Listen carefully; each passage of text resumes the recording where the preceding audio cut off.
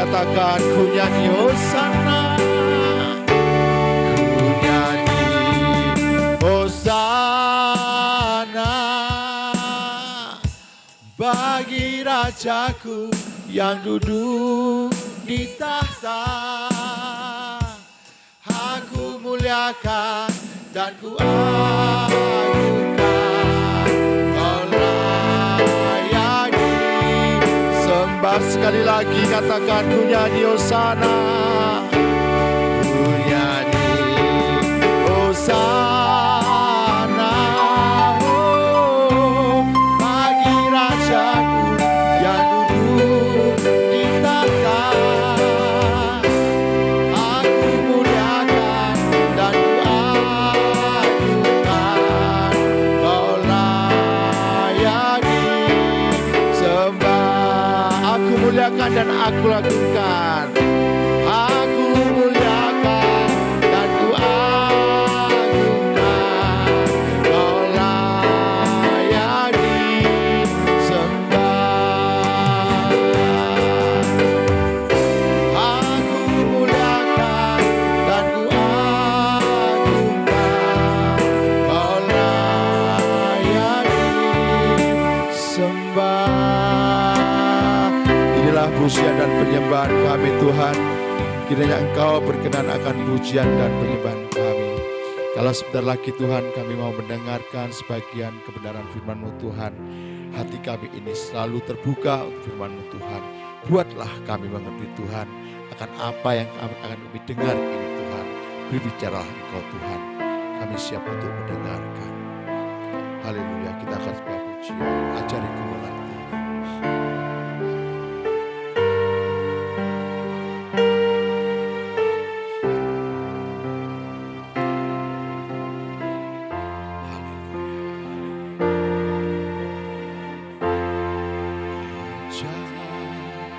Ku mengerti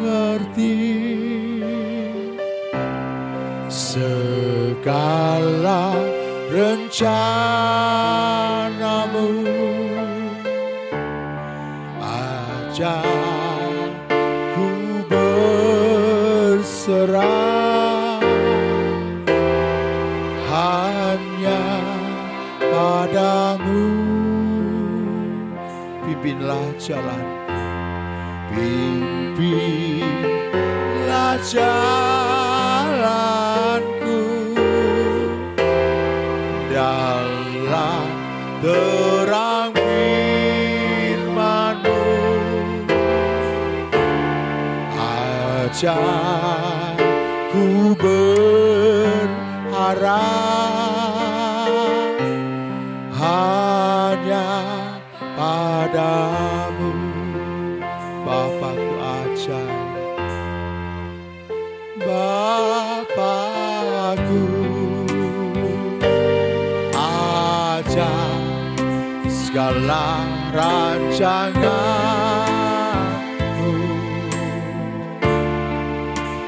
Tuhanku,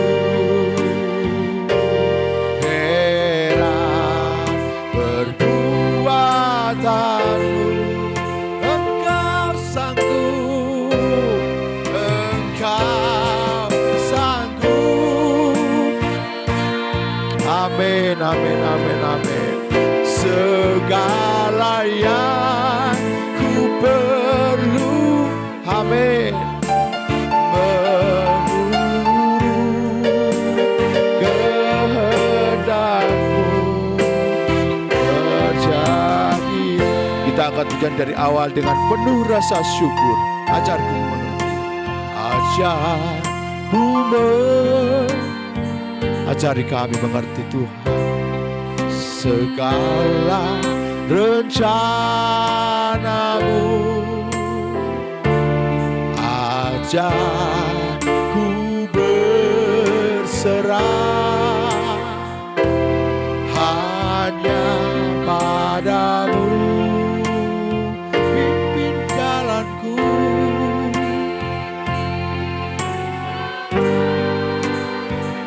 dalam terang firman-Mu. Firman-Mu berharap, ku berharap hanya padamu. Dengan penuh bersyukur katakan, Bapakku, ajar segala rancangan-Mu.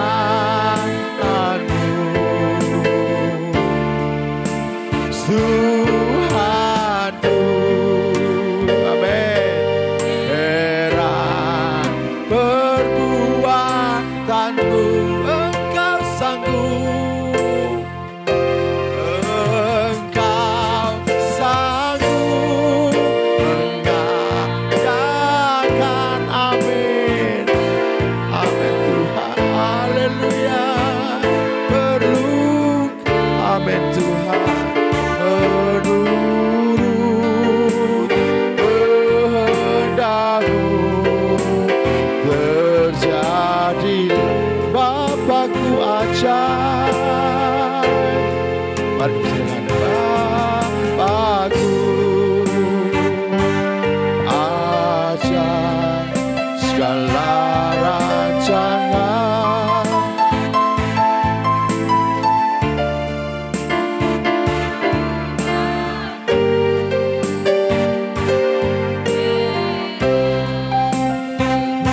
Buatanmu, Engkau sanggup, Engkau sanggup Engkau pasti sanggup Tuhan. Ku perlukan menurut kehendak-Mu terjadilah. Menurut kehendak-Mu, menurut kehendak-Mu terjadi. Sekali lagi katakan, menurut kehendak-Mu, menurut kehendak-Mu terjadilah. Beri kemuliaan terbaik buat Tuhan. Terima kasih Tuhan, terima kasih Bapa, terima kasih Yesus, terima kasih Engkau sudah hadir pada pujian dan penyembahan kami. Terima kasih urapan-Mu selalu baru buat kami. Terima kasih sukacita-Mu penuh atas kami. Terima kasih Bapa, tiba saatnya kami akan duduk tenang. Kami mau buka hati, jiwa, roh, pikiran kami. Kami mau merendahkan hati kami. Saya belum melihat semua tersenyum, padahal ini tanggal muda. Ya enggak, tanggal muda enggak ya? Ya. Kita berjumpa lagi pada sharing firman. Jangan lihat siapa yang di depan, tapi biarlah kita semua mempunyai kerinduan yang mendalam bahwa Yesus akan mengajarkan sesuatu buat kita. Dia akan memberikan penghiburan, kekuatan baru, bahkan sukacita yang penuh. Amin. Ya. Tema kita pada kesempatan ini, apa yang membuat Allah tersenyum? Apa yang membuat Allah tersenyum? Ya. Kita akan baca di Bilangan 6 ayat 25 sampai 26. Saya aja yang baca ya, nanti ada gilirannya lagi saudara-saudara. Bilangan 6 ayat 25 sampai 26 ini biasanya kita mendengarnya itu diucapkan pada saat doa berkat. Pada saat doa berkat selesai ibadah. Tuhan menyinari engkau dengan wajah-Nya dan memberi engkau kasih karunia. Tuhan menghadapkan wajah-Nya kepadamu dan memberi engkau damai sejahtera. Tuhan menyinari engkau dengan wajah-Nya. Ada terjemahan lain di NTL yang menuliskan begini, Tuhan kiranya tersenyum kepadamu. Jadi ada arti lain Tuhan menyinari engkau dengan wajahnya itu Tuhan tersenyum dengan kita. Kalau Tuhan tersenyum ke kita, Tuhan wajahnya dihadapkan ke kita, ternyata Tuhan akan memberikan kita kasih karunia. Tuhan menghadapkan wajahnya kepadamu dan memberi engkau damai sejahtera.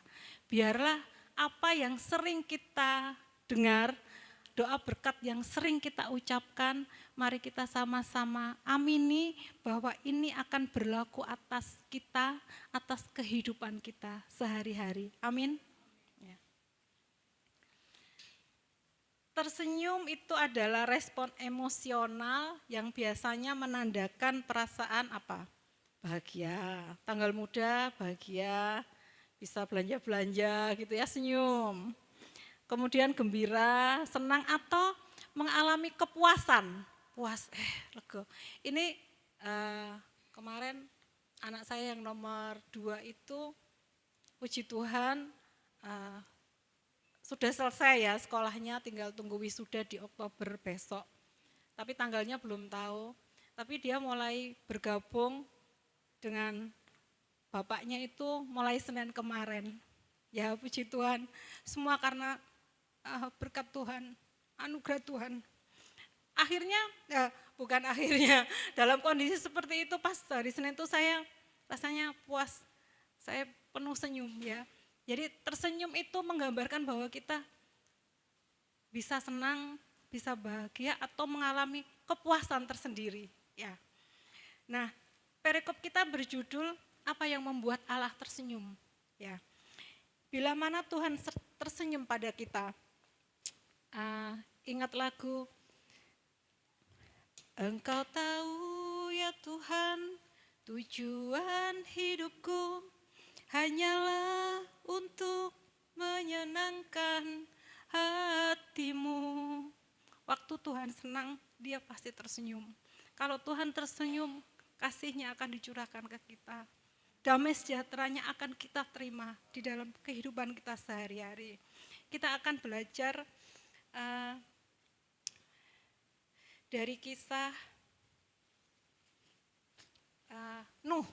Tapi sebelumnya ini ada ayat ya. Berkenan kepada Allah ternyata itu adalah tujuan utama hidup orang percaya. 1 Tesalonika 4 ayat 1, di situ dikatakan, akhirnya saudara-saudara kami minta dan nasihatkan kamu dalam Tuhan Yesus. Kamu telah mendengar dari kami bagaimana kamu harus hidup supaya berkenan kepada Allah. Hal itu memang telah kamu turuti, tetapi baiklah kamu melakukannya lebih sungguh-sungguh lagi. 2 Korintus 5 ayat 9 sampai 10. Sebab itu juga kami berusaha, baik kami diam di dalam tubuh ini maupun kami diam di luarnya, supaya kami berkenan kepadanya. Sebab kita semua harus menghadap tata pengadilan Kristus, supaya setiap orang memperoleh apa yang patut diterimanya sesuai dengan yang dilakukannya dalam hidupnya ini, baik ataupun jahat. Bagaimana kita berlaku supaya kita berkenan kepada Allah sehingga membuat Dia tersenyum. Kita akan baca, tadi saya bilang kita akan meneladani Bapak Nuh. Kisah Nabi Nuh ini ditulis di Kejadian pasal 6 sampai dengan pasal 9. Tapi kita akan baca Kejadian 6 ayat 7 sampai 18 aja yang pokoknya. Mungkin saudara-saudara, teman-teman semua sudah sering melihat ini, bahkan di sekolah minggu sering diajarkan Nabi Nuh, air bah, dan lain-lain ya. Kita akan baca bergantian, kita baca dengan semangat karena masih tanggal muda, jangan balapan ya. Dimulai saya. Kejadian 6 ayat 7, berfirmanlah Tuhan, aku akan menghapuskan manusia yang telah kuciptakan itu dari muka bumi, baik manusia maupun hewan dan binatang-binatang melata dan burung-burung di udara, sebab aku menyesal bahwa aku telah menjadikan mereka. Lanjut.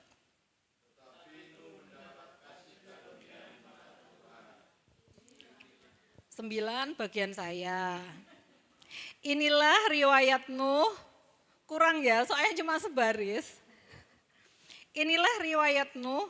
Nuh adalah seorang yang benar dan tidak bercela di antara orang-orang sesamanya. Dan Nuh itu hidup bergaul dengan Allah. Lanjut, saudara.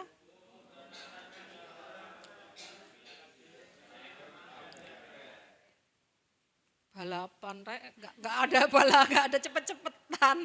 Ulang. 1, 2, 3.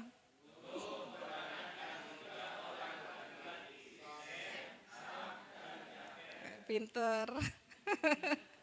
11, adapun bumi itu telah rusak di hadapan Allah dan penuh dengan kekerasan. 12.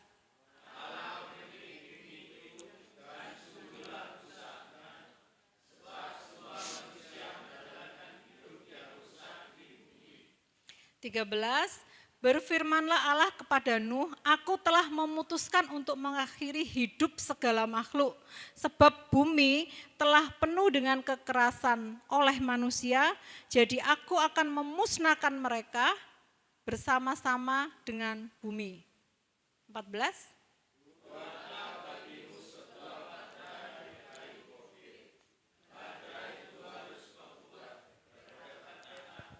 Harus tutup.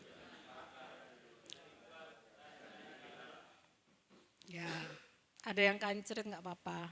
15, beginilah engkau harus membuat bahtera itu 300 hasta panjangnya, 50 hasta lebarnya, dan 30 hasta tingginya. 16.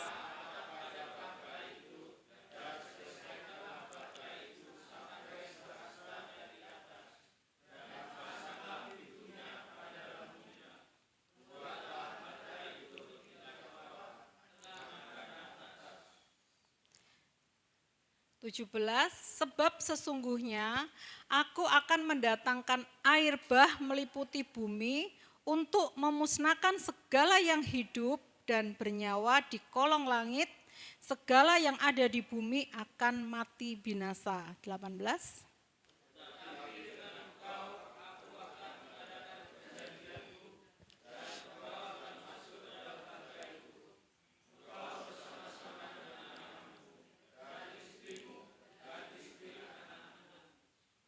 Allah mendatangkan air bah, meliputi bumi dan memusnahkan segala yang hidup dan yang bernyawa di kolong langit. Jadi semua, seluruhnya. Segala yang ada di bumi akan mati binasa. Kenapa Allah berlaku seperti itu? Tadi ditulis Allah menyesal telah menjadikan mereka. Tetapi Nuh mendapatkan kasih karunia. Kita akan belajar kenapa Nuh bisa sampai mendapat kasih karunia. Seakan-akan Allah itu tersenyum sama Nuh ya. Wajahnya diarahkan kepada Nuh. Apa yang membuat Allah tersenyum? Allah tersenyum bila kita mengasihi Dia di atas segalanya. Jadi Allah tersenyum bila kita mengasihi Dia di atas segalanya. Nuh mengasihi Allah lebih dari segala yang ada di dunia, bahkan ketika tidak seorang pun mengasihi Allah. Kejadian 6 ayat 9 ditulis di sana, inilah riwayat Nuh. Nuh adalah seorang yang benar dan tidak bercela di antara orang-orang sesamanya, dan Nuh itu, di situ saya merah, oh enggak ada ya. Di antara orang-orang sezamannya, dan Nuh hidup bergaul dengan Allah.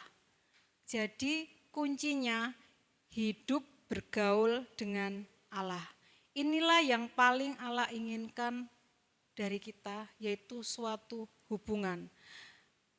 perlu kita ketahui bahwa Allah menciptakan kita itu tujuannya itu untuk menunjukkan kasih-Nya. Dia menunjukkan kasih-Nya, Dia rindu agar kita juga mengasihi Dia. Itu tujuan utama Tuhan. Hosea 6 ayat 6, aku tidak mengingini kurban-kurbanmu, aku mengasihi kasih-Mu, aku mengingini kasih-Mu, aku tidak mengingini persembahan-persembahanmu, yang kuingini ialah agar kamu mengenal aku. Bapak Ibu bisa merasakan kasih Tuhan di ayat ini? Tuhan bilang, aku tidak mengingini kurban-kurbanmu. Aku mengasihi kamu. Tuhan tulis lagi, aku mengingini kasih-Mu.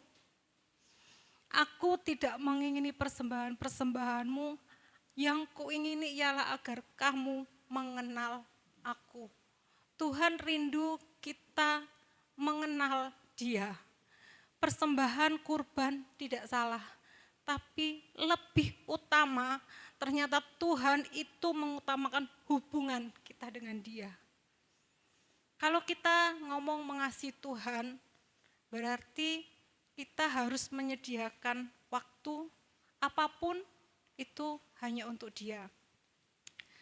Misalnya kita punya orang tua. Misalnya kita punya orang tua, oke lah, bagus kalau misalnya setiap bulan kita kirim buat mereka, buat beliau, untuk kebutuhan. Atau kirim bahan pokok untuk kebutuhan orang tua kita. Tapi ternyata orang tua kita lebih rindu bila kita datang ke Dia. Benar? Ya, itu Tuhan kita. Boleh kita kasih persembahan, boleh kita kasih korban, semuanya, tapi ternyata Tuhan lebih senang, ya kan, kalau kita itu berjumpa dengan Dia. Kalau kita mau ngomong mengasihi Dia, kita berarti mau siapkan waktu buat Dia. Terserah kita mau doa pribadi atau mendengarkan firman-Nya. Kalau kalau bilang saya mau mengasihi Tuhan, berarti saya mau mendengar suaranya Tuhan. Suara Tuhan itu lewat apa? Lewat firman-Nya. Lewat firman-Nya tuh Dia ngomong. Kita orang tua kalau ngomong ke anak, gak dirungokno mangkel gak. Hei, gitu, Pandu, dengerin gitu ya. Kamu jangan pulang malam-malam. Terus Pandu gak ngeruwekan gitu. Mangkel gak Pak John? Sadis Pak Budi nih. Ya, bagaimana kita bisa bergaul dengan Allah, terus bisa mengerti Allah kalau kita nggak ngereken apa kata Tuhan. Tuhan ngomongnya di mana? Di lewat firman-Nya, nggak ada lain. Oke lah, ada yang suara lewat audible dan lain sebagainya, tapi kita hidup di dunia nyata aja. Nyata-nyata Tuhan itu ngomongnya ya lewat firman-Nya, lewat Alkitab. Ya berarti itu yang harus kita diapakan Alkitabnya? Dibaca, terus diapakno? Dilaksanakan. Pinter Pak John, tepuk tangan buat Pak John. Itu yang Tuhan mau. Ya, itu ternyata membuat Tuhan lebih bisa Dia tersenyum. Bisakah kita merasakan kasih Tuhan pada ayat itu? Dia bilang bahwa aku mengasihi kamu, aku menginginkan kasih-Mu, itu yang Tuhan mau. Maka belajar untuk mengasihi dan dikasihi oleh Allah seharusnya menjadi tujuan terbesar dalam hidup kita. Tidak ada hal lain yang bisa menandingi pentingnya hal tersebut. Yesus menyebutnya seperti ini, ada ayat di firman Tuhan, Kasihilah Tuhan Allahmu dengan segenap hatimu, dan dengan segenap jiwamu, dan dengan segenap akal budimu. Itulah hukum yang terutama dan yang pertama. Ya. Sekarang kita masuk ke poin kedua. Tadi Allah itu bisa tersenyum ke Nuh karena dia bergaul akrab dengan Allah. Sekarang yang kedua, Allah tersenyum ketika kita mempercayai dan mentaati Dia sepenuh hati. Percaya, terus taat, sepenuh hati, sepenuhnya. Bukan 99,9, tapi sepenuhnya. Nuh mempercayai Allah bahkan ketika hal tersebut tidak masuk akal. Kita baca di Ibrani 11 ayat 7. Karena iman, maka Nuh dengan petunjuk Allah tentang sesuatu yang belum kelihatan, dengan taat mempersiapkan bahtera untuk menyelamatkan keluarganya. Dan karena iman itu ia menghukum dunia dan ia ditentukan untuk menerima kebenaran sesuai dengan imannya. Kita akan lihat bagaimana kepercayaan Nuh. Ya, tentang sesuatu yang belum dia lihat. Waktu Tuhan menghampiri Nuh, waktu dia bilang, Nuh bikino bahtera, ya, karena saya akan menurunkan hujan. Ternyata di zaman itu, ya, Nuh itu tidak pernah melihat hujan. Karena di zaman itu air itu dialirkan itu dari dasar bumi. Jadi di zamannya Nuh, kita bisa bayangkan seorang Nuh ini, ya, dia tidak pernah melihat bentuknya hujan itu loh ya apa Tuhan. Karena selama di zaman itu pengairan di bumi itu dari bawah. Jadi Nuh itu enggak lihat hujan. Padahal Tuhan bilang akan ada hujan turun dan banjir memenuhi bumi, bikino bahtera. Nuh enggak pernah melihat hujan. Itu satu ya. Nuh hidup ratusan mil dari samudra terdekat. Jadi Nuh hidup ratusan mil dari samudra terdekat. Meskipun dia bisa membangun bahtera, bagaimana dia bisa membawanya ke samudra tersebut. Jadi misalnya Pak Budin jadi Nuhnya. Bud, dia kan bengkel ya. Bud, Budi, bikino bahtera, panjangnya 300 hasta, lebarnya 50 hasta, ya. Kemudian tingginya 30 hasta. Ya. Terus Pak Budi gini, "Lah kok lek wis dadi Tuhan? Kene kenjeran iku ado lho, nggawa apa?" Pak Budi nyewa truk yang sebesar apapun enggak akan bisa. Jadi Nuh tidak berpikir ya di sana. Apa yang itu menunjukkan bahwa saking percaya ya wis tak garapai, percaya aku. Padahal enggak masuk akal. Dia hujan, bentuknya hujan enggak ngerti. Nanti kalau sudah jadi bahtera iki nggawa nang laut piye, dia enggak bertanya-tanya seperti itu. Dia dengarkan aja apa yang Tuhan mau. Ada lagi yang menunjukkan bahwa saking percayaan Nuh. Pasti banyak masalah saat Nuh harus mengumpulkan seluruh binatang. Jadi kalau misalnya teman-teman baca dari Kejadian 6 pasal 6 sampai 9, itu Tuhan kan suruh kumpulkan semua hewan baik melata di udara, berbulu, tujuh pasang, yang halal itu 7 macam, yang haram 1 macam aja. Dia mengumpulkan semua dan memelihara semua. Bisa dibayangkan ya susahnya ya. Ada ular, kalajengking, semua itu dia kumpulkan, burung, ayam, bebek. Dia kumpulkan sepasang-sepasang sampai 7 macam. Ya. Bisa bayangkan susahnya. Kemudian waktu membuat bahtera ini, ternyata di situ dicatat selama 120 tahun. Bikinnya bahtera ini yang 3.000 itu 120 tahun untuk membangun bahtera tersebut. Pasti itu sangat melelahkan. Hujan gak tahu ngerti, iki kok digawa nang ndi, rencana iki apa sih Tuhan itu, tapi dia tetap kerjakan. Kemudian karena tahun demi tahun, 120 tahun itu lama loh ya. Tahun demi tahun, gak ono hujan loh, Nuh iki gila ya. Sampai dicatat di Alkitab, Nuh itu gila, diolokin orang-orang gila Nuh. Ya. Tetapi Nuh tidak mengeluh atau membuat alasan. Nuh mempercayai Allah sepenuhnya dan hal tersebut itulah yang membuat Allah tersenyum sehingga lu mendapat kasih karunia-Nya. Ya. Mazmur 147 ayat 11, Tuhan senang kepada orang-orang yang takut akan Dia, kepada orang-orang yang berharap akan kasih setianya. Mempercayai Allah sepenuhnya berarti memiliki iman bahwa Dia tahu apa yang terbaik buat kehidupan kita. Nuh, percaya aja bahwa yang Tuhan katakan pasti tujuannya baik lah. Mbolah mbo hujan iku rupane ya apa, mbolah baterai iki kok nggawa piye.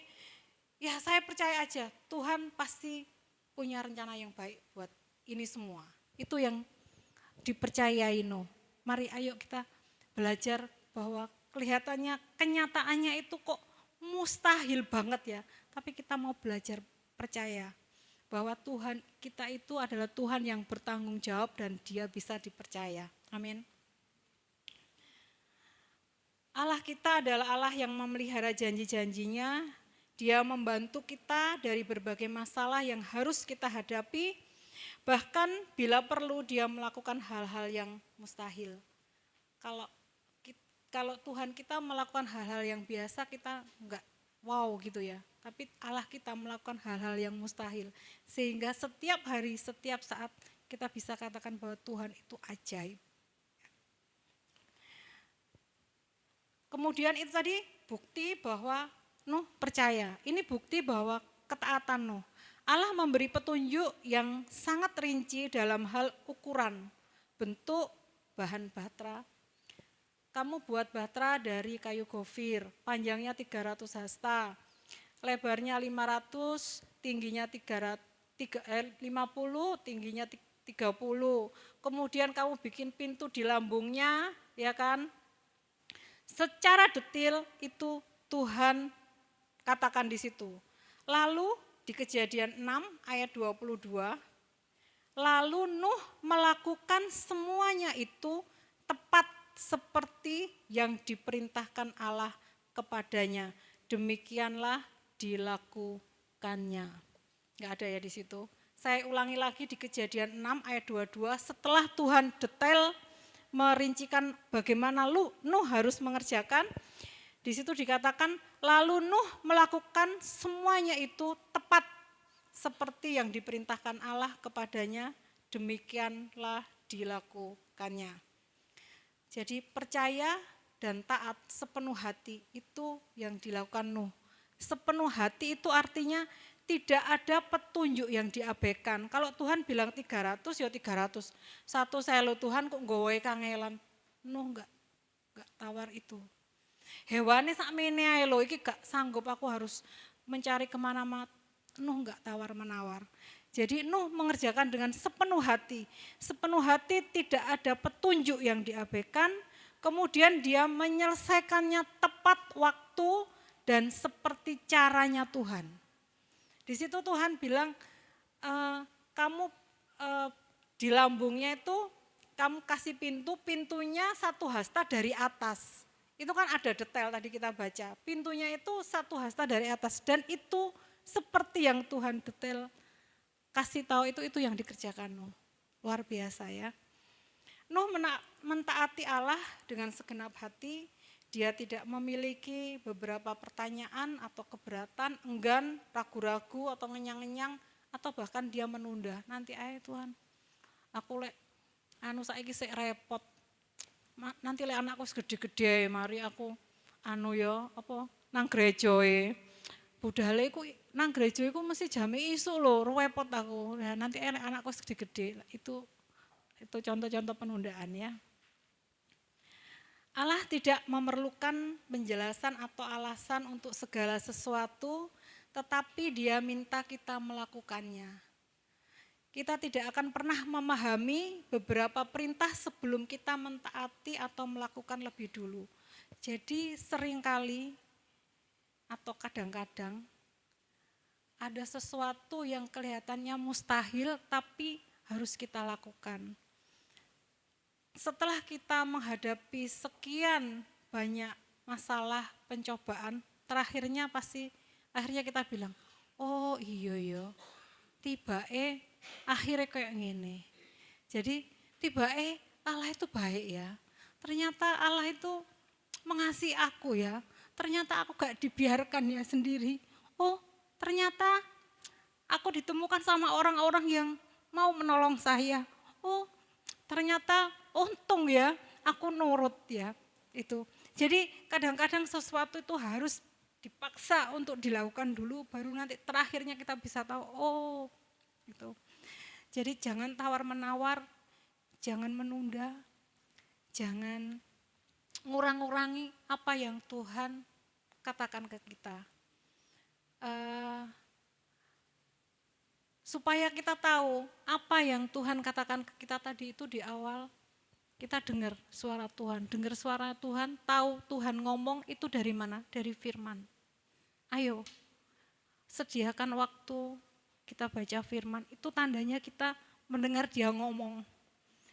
Jadi rekenan, dia yang ngomong itu rekenan, supaya kita tahu saya harus apa, saya harus kemana, saya harus bagaimana.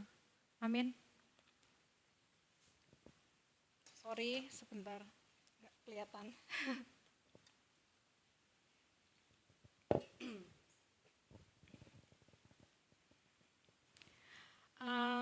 Seringkali kita berupaya melakukan ketaatan sebagian atau memilih yang kita taati. Misalnya aku milih yang enak-enak maksudnya. Aku mau sih mengampuni orang itu, tapi kayaknya aku ketemu gak sih ya. Kadang-kadang kita itu ngurangi.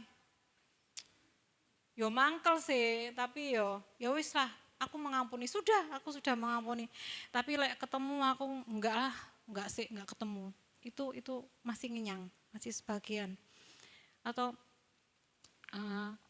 ada firman Tuhan, aku biasanya orang laki ya, saya misalnya yang kebiasaan merokok, di sini ada yang biasa merokok? Enggak ya? Enggak usah angkat tangan kalau yang ada. Dulu ini kesaksian, waktu Pak Budi itu dulu mudanya juga merokok, tapi ya sekarang puji Tuhan sudah enggak. Jadi di firman itu misalnya ini contoh bagaimana kita mentaati firman ya. Memang di Alkitab itu enggak ditulis jangan merokok itu cuma ditulis di pom bensin ya. Enggak ada seperti itu.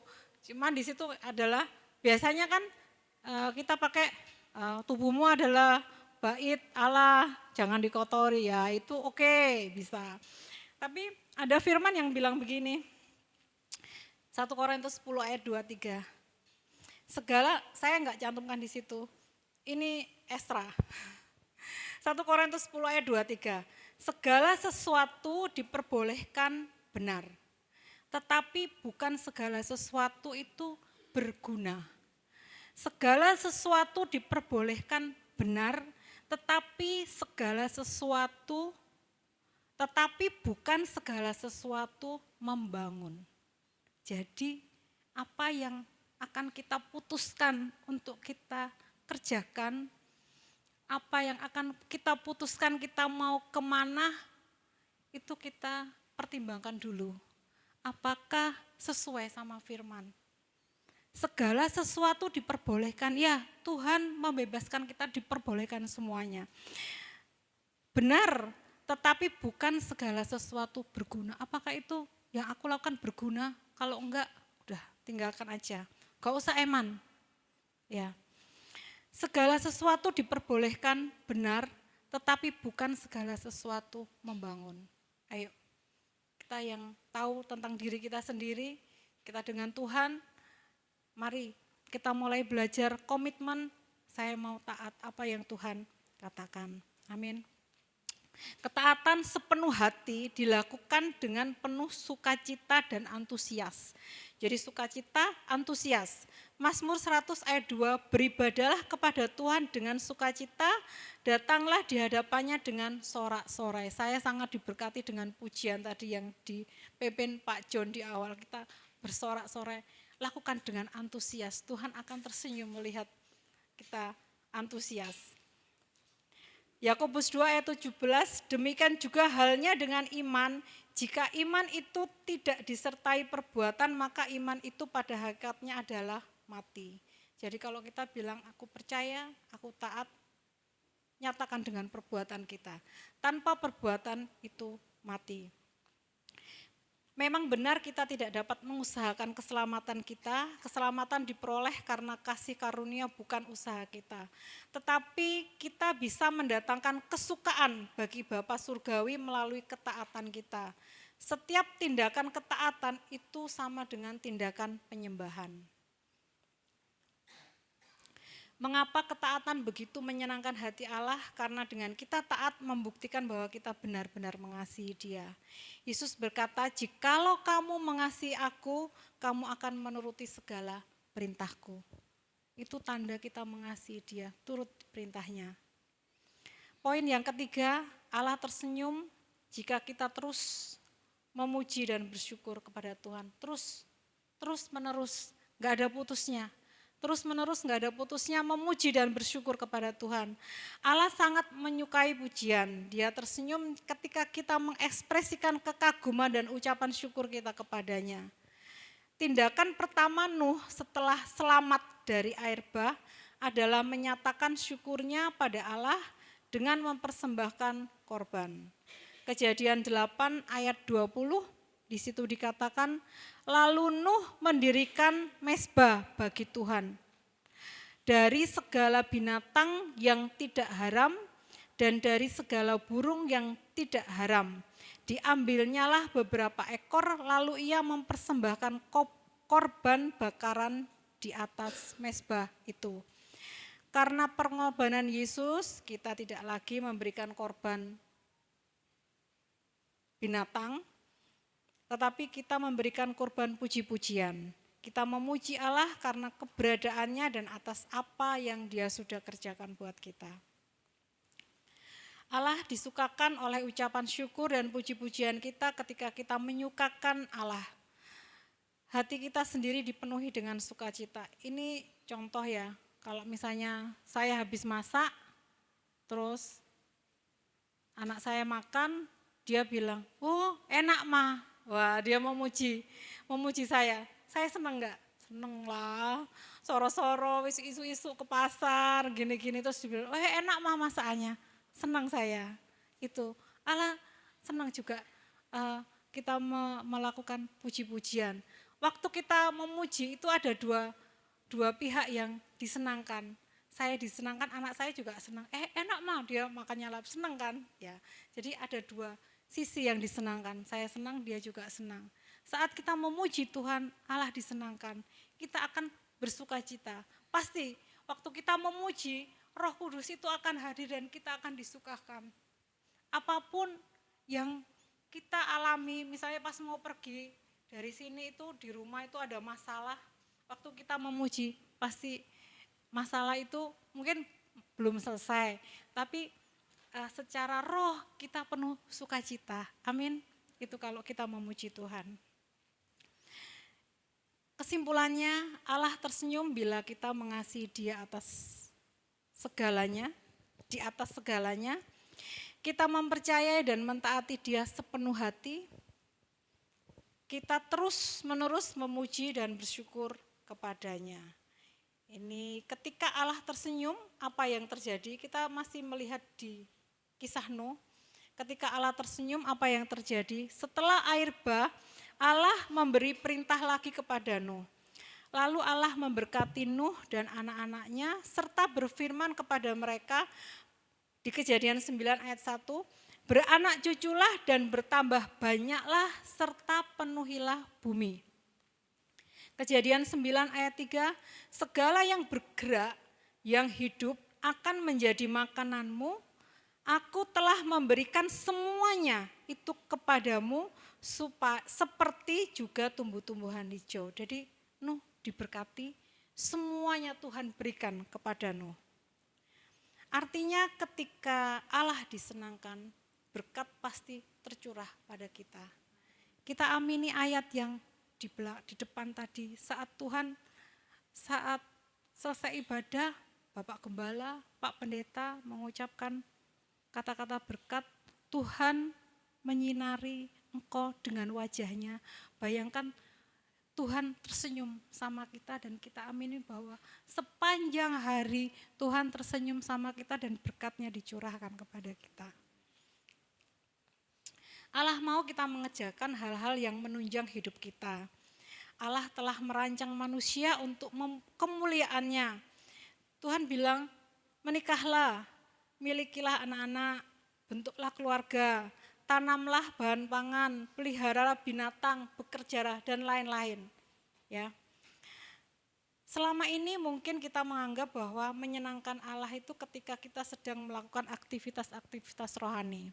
Jadi menyenangkan Allah itu mungkin kita berpikir kita mengerjakan yang aktivitas rohani, ke gereja, baca Alkitab, rajin doa, itu menyenangkan Allah. Ternyata tidak hanya seperti itu. Allah itu senang mengamati setiap rincian hidup kita. Jadi kita bayangkan mungkin teman-teman ada yang pernah mengalami punya anak balita, ya. Saya dulu ngalami punya anak balita itu kan ngeletes ya. Dalam seharian mungkin dia makannya susah, lari ke sana, ke sini, atau bahkan ada barang yang dipecahkan, ada barang yang dirusakkan, dilarang, jangan jauh-jauh mainnya sih, tetap luari, gitu ya. Anak saya itu dulu, wah naik sepedanya ditinggal di sana, wah pokoknya enggak karu-karuan. Tetapi setelah seharian dengan tingkah polanya itu ya, kita bayangkan itu kehidupan kita, waktu kita tidur, waktu anak itu tidur nyenyak, kita mesti ngamatin gini.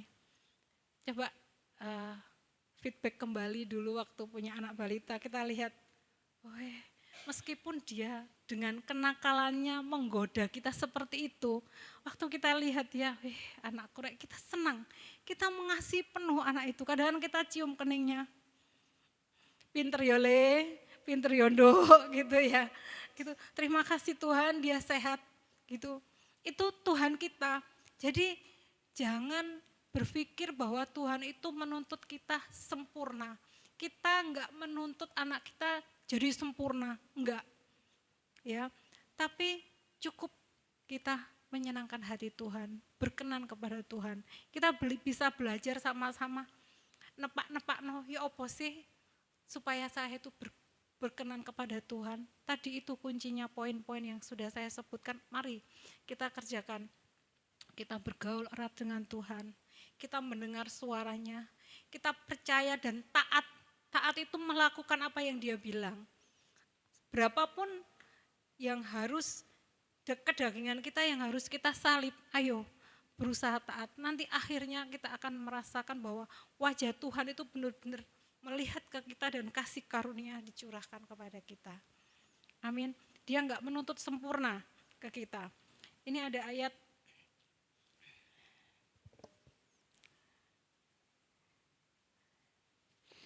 Mazmur 37 ayat 23. Tuhan menetapkan langkah-langkah orang yang hidup berkenan kepadanya. Terus kemudian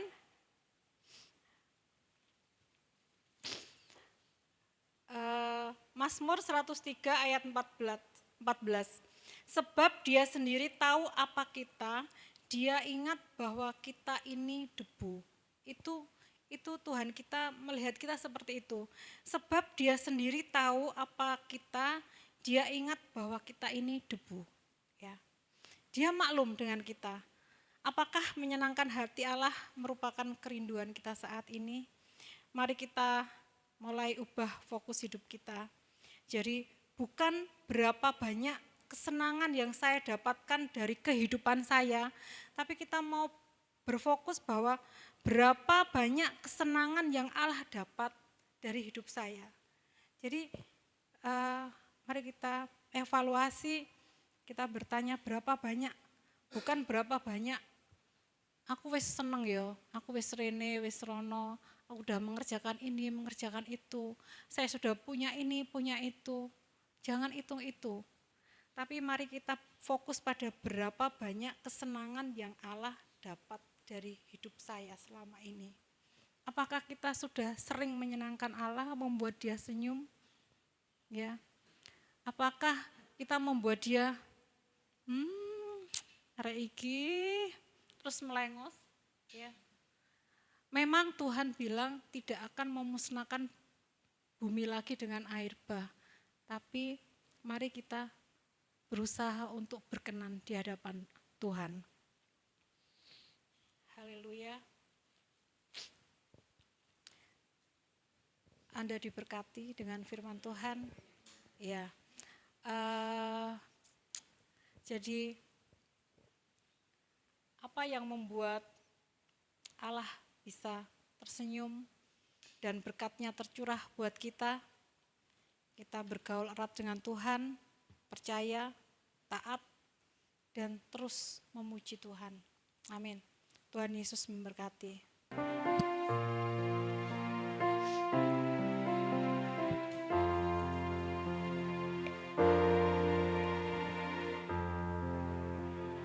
Kami undang Bapak Ibu berdiri. Terima kasih. Ku mau menyenangkanmu, Haleluya. Tuhan, bentuklah hati ini jadi bejana untuk hormat-Mu, cemerlang bagai emas murni. Tuhan, ku serahkan hatiku. Tuhan, ku serahkan hatiku, semua ku berikan padamu. Kuduskan hingga tulus selalu, agar aku menyenangkanmu, Menyenangkanmu. menyenangkanmu, senangkanmu. Hanya itu kerinduanku,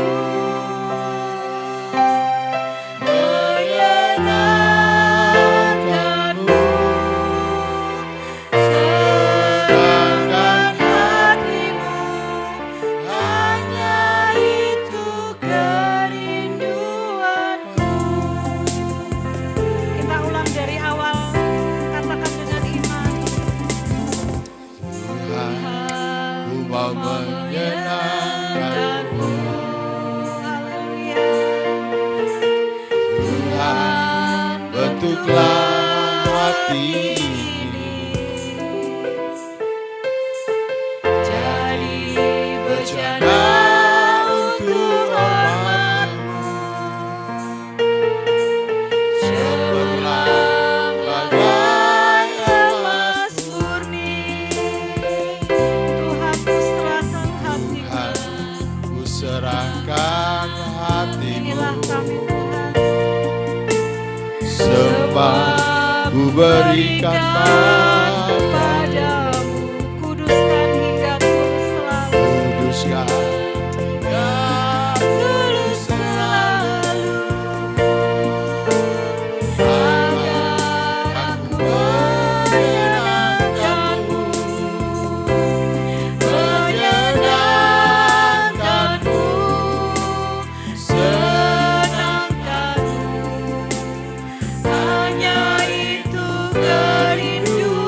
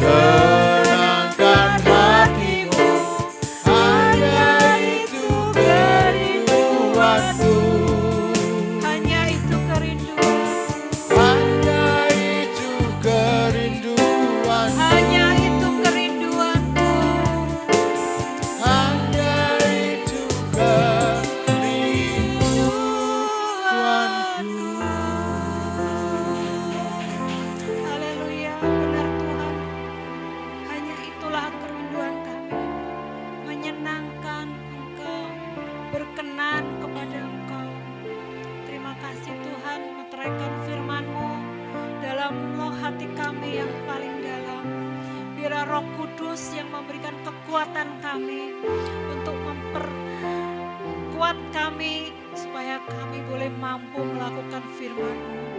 Kami mau belajar percaya, kami mau belajar taat sepenuh hati Bapa.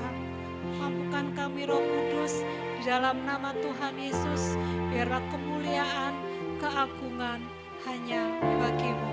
Di dalam nama Tuhan Yesus, haleluya, amin.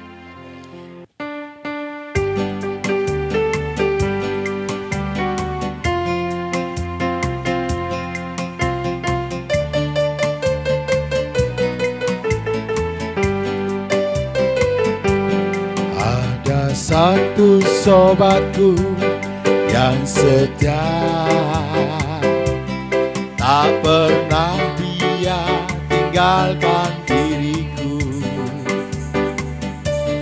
Di waktu aku susah, waktu ku sendirian, dia selalu menemani diriku.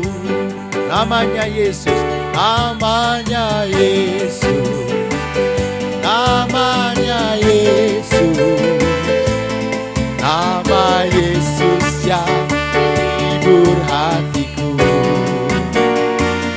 Namanya Yesus, namanya Yesus, nama Yesus yang menghibur hatiku. Ada satu sobatku yang setia, tak pernah dia tinggalkan diriku. Di waktu aku susah, waktu ku sendirian, dia selalu menemani diriku. Namanya Yesus, namanya Yesus, nama Yesus yang menghibur hatiku. Namanya Yesus, namanya Yesus, nama Yesus yang menghibur hatiku. Nama Yesus yang menghibur hatiku. Nama Yesus yang menghibur hatiku. Haleluya. Bagi yang bertugas untuk berita pertemuan, monggo silakan. Mari Bapak Ibu, saya undang untuk bangkit berdiri.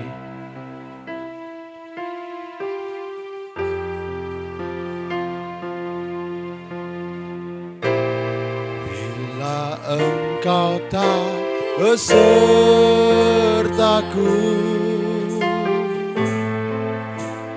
ku tak mau berjalan.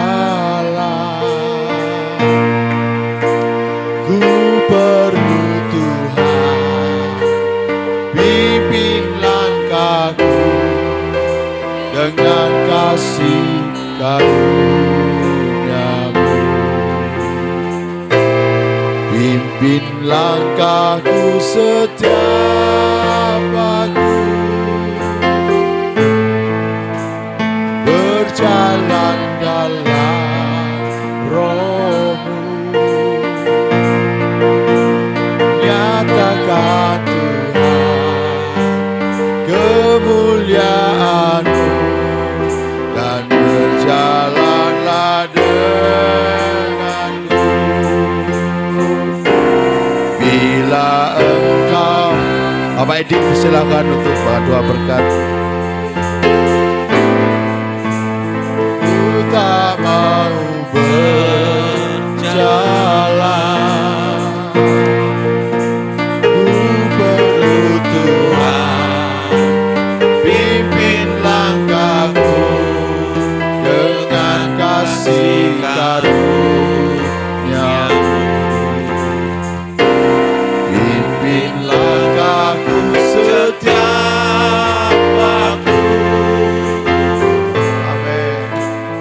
Berjalan